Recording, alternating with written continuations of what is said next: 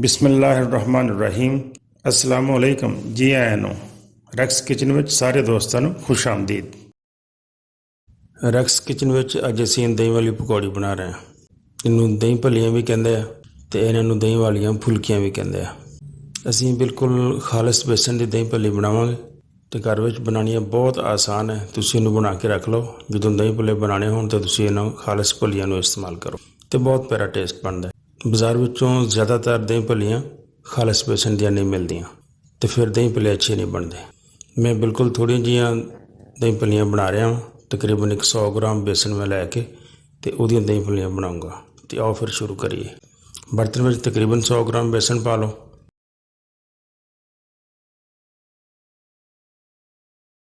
ਅਤੇ 2 ਚੁਟਕੀਆਂ ਉਹਦੇ 'ਚ ਅਜਵਾਇਣ ਦੀਆਂ ਪਾ ਲਓ ਅਤੇ ਚਮਚ ਦਾ ਚੌਥਾ ਹਿੱਸਾ ਨਮਕ ਪਾ ਲਓ ਅਤੇ ਚੌਥਾ ਹਿੱਸਾ ਹੀ ਮਿੱਠੇ ਸੋਡੇ ਦਾ ਪਾ ਲਓ।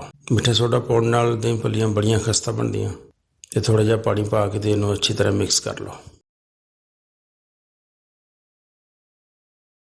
ਥੋੜ੍ਹਾ ਜਿਹਾ ਮਜ਼ੀਦ ਪਾਣੀ ਪਾ ਲਓ। ਇਸ ਤਰ੍ਹਾਂ ਦਾ ਪੇਸਟ ਬਣਨਾ ਚਾਹੀਦਾ ਜਿਸ ਤਰ੍ਹਾਂ ਦਾ ਕੈਚਅਪ ਹੁੰਦਾ ਹੈ। ਤਕਰੀਬਨ ਓਨਾ ਗਾੜਾ ਬੇਸਣ ਦਾ ਪੇਸਟ ਤੁਸੀਂ ਬਣਾਉਣਾ ਹੈ। ਇਹਨੂੰ ਅੱਛੀ ਤਰ੍ਹਾਂ ਹਿਲਾ ਲਓ। ਅੱਛੀ ਤਰ੍ਹਾਂ ਤੇਜ਼ੀ ਨਾਲ ਹਿਲਾਉਣਾ ਇਹਨੂੰ ਬੜਾ ਜ਼ਰੂਰੀ ਹੈ। ਇਹਦੇ ਨਾਲ ਦਹੀਂ ਭੱਲੀਆਂ ਫਿਰ ਬਹੁਤ ਅੱਛੀਆਂ ਫੁੱਲਦੀਆਂ ਅਤੇ ਬੜੀਆਂ ਨਰਮ ਬਣਦੀਆਂ।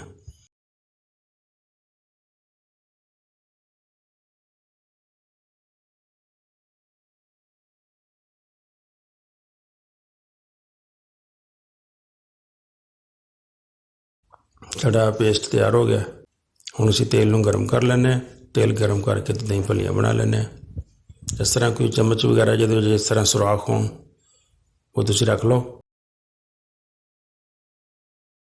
ਅਤੇ ਬੇਸਣ ਬਣਾਇਆ ਹੋਇਆ ਜਿਹੜਾ ਪੇਸਟ ਹੈ ਉਹਨੂੰ ਚਮਚ ਦੇ ਨਾਲ ਇਸ ਤਰ੍ਹਾਂ ਪਾ ਕੇ ਅਤੇ ਇਹਨੂੰ ਆਹਿਸਤਾ ਆਹਿਸਤਾ ਦਬਾ ਕੇ ਦਹੀਂ ਭੱਲੀਆਂ ਬਣਾ ਲਓ।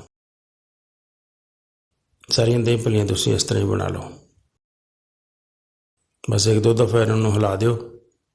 ਅੱਗ ਬਿਲਕੁਲ ਦਰਮਿਆਨੀ ਰੱਖਣੀ ਆ, ਜ਼ਿਆਦਾ ਅੱਗ 'ਤੇ ਨਹੀਂ ਬਣਾਉਣੀਆਂ।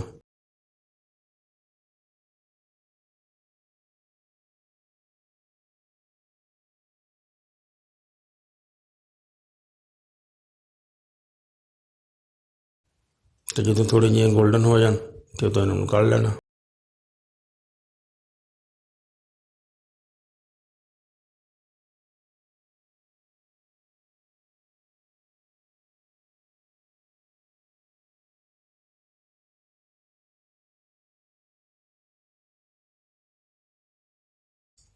ਸਾਡੀਆਂ ਦਹੀਂ ਭੱਲੀਆਂ ਗੋਲਡਨ ਕਲਰ ਦੀਆਂ ਹੋ ਗਈਆਂ।